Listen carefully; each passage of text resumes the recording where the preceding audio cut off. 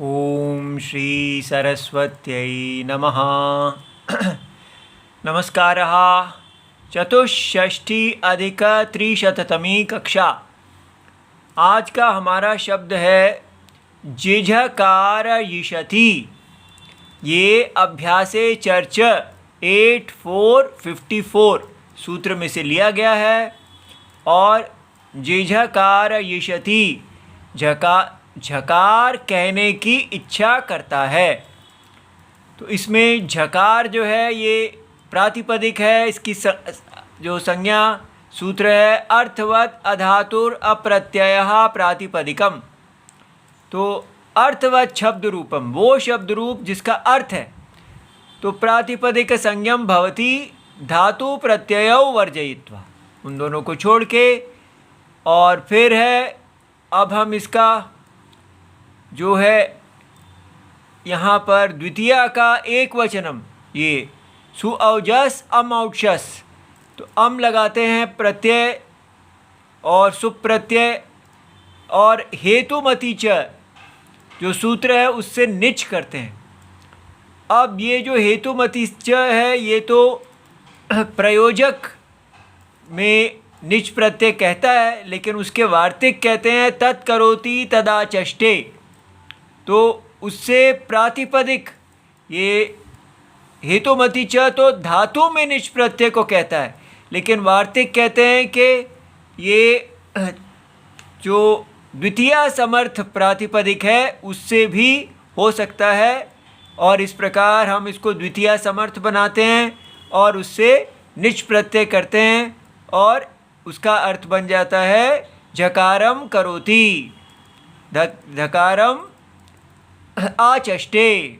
इस प्रकार उसके बाद इस सारे की धातु संज्ञा करने के लिए, क्योंकि ये निच प्रत्यय सनादि प्रत्यय है, सनादियों के अंदर पढ़ा गया है, तो सनाद्यन्ताः धातवः 3132। तो सनाद्यन्ताः समुदायाः धातु संज्ञकाः भवन्ति। तो ये सारे समुदाय का जिसके आदि में सनादि से अंत है, तो अंत में सनादि है, इसलिए ये पूरा समुदाय अब धातु संज्ञक हो गया है। और अब हम इसमें से अम का लोप करना चाहते हैं, तो सुपो धातु प्रातिपदिक योहो। तो सुपो विभक्ते है, जो सुप की विभक्ति है उसका जहाँ धातु संज्ञा हो, धातु संज्ञायाः या प्रातिपदिक संज्ञायाः च लुक भवति। तो अम का लुक होके झकार ई रह जाता है, और उसमें न और जो च है हलंत च उसकी इत संज्ञा हो जाती है, और वो चूटू से नकार और हलंत्यम से चकार, हलंत चकार इत संज्ञा होके लोप हो जाता है। तो हमारे पास झकार ई रह गया।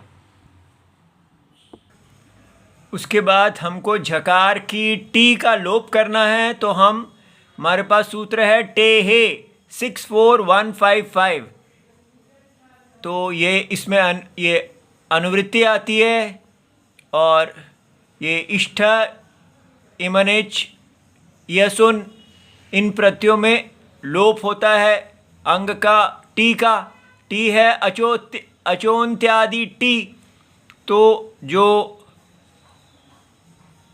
अच इति निर्धारणे षष्ठी, तो अचाम मध्ये सन्निविष्टायाम यह अंत्यः अच तत् आदि शब्द रूपम।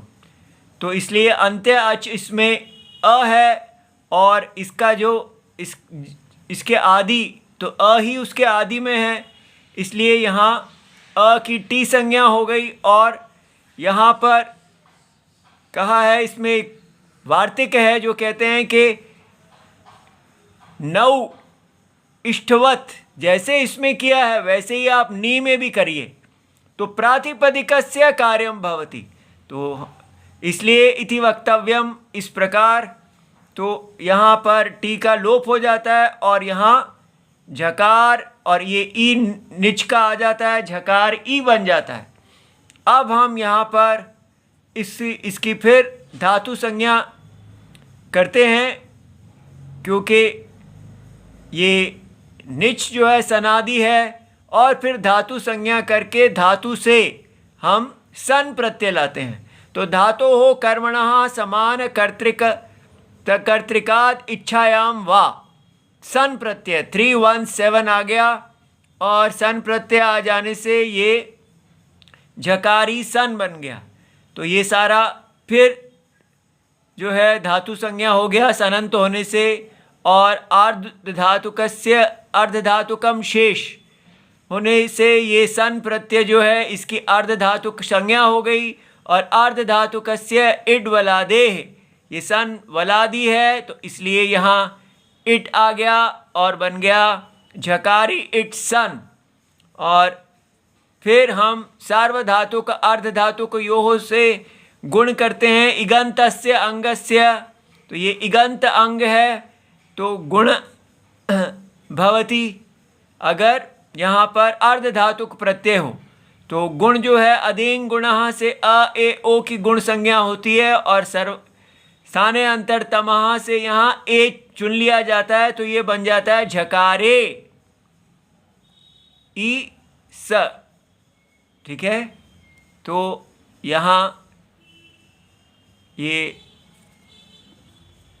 अब इसके बाद एचो अयवायावः, क्योंकि यहाँ पर एच है और एच के बाद यहाँ अची आ रहा है तो अची परतः, तो एच के स्थान में ये यथाक्रम अय अव आय आव आदेश होते हैं। तो ए के स्थान में हम अय आदेश कर लेते हैं तो ये बन जाता है इकार अय ई स। इसके बाद ये इस स को शकार आदेश करने के लिए आदेश प्रत्ययो हो, और इसमें इण को हो जो है उसकी पीछे से, और नुम विसर्जनीय शर व्यवा ये पीछे से अनुवृत्ति सूत्र आ रहे हैं। तो इनके अनुसार जो प्रत्यय का शकार है सकार है वो शकार हो जाता है, तो इसलिए, और इण को हो, इण और कवर्ग के उत्तर का, तो यहाँ पर ये इण है, ये प्रत्यय सकार है तो इसको शकार हो जाता है। इस प्रकार हमारे पास झकार यिश बन जाता है। अब यहाँ पर क्योंकि ये सनंत है तो ये कहते हैं कि सन यंगोहो 619 है, और इसमें हमारा द्वित्व हो जाएगा। हम द्वित्व करना चाहते हैं तो जो सनंत है तो सनंतस्य और यंगंतस्य उनका द्वित्व होता है। तो और जो प्रत्यय आदि जो है उसका द्वित्व होगा। तो एकाचो द्वे प्रथमस्य, तो प्रथम एकाच जो है वो झक, तो झक झक हो जाएगा, और इसलिए फिर हम हलादि शेषः से जो आदि हल है वो शिष्यते और अनादि हल लुप्यते, उस प्रकार जो क है उसका लोप हो जाएगा। तो यहाँ पर झ झ कार यिश बन जाएगा।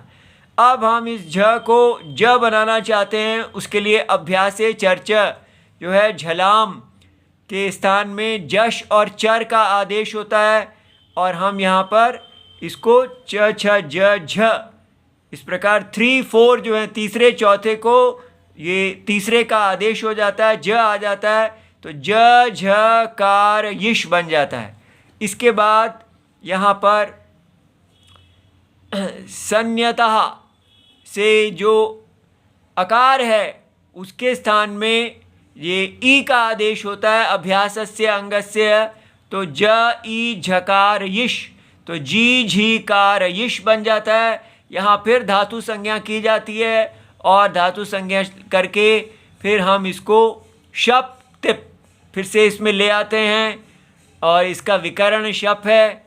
और ये जो जैसे इसका पहले था वैसे ही इसको आत्मनेपद या जो भी इसका रूप था वही हो जाता है। तो ये उभयपदी है तो ये इसमें तिप आ जाता है।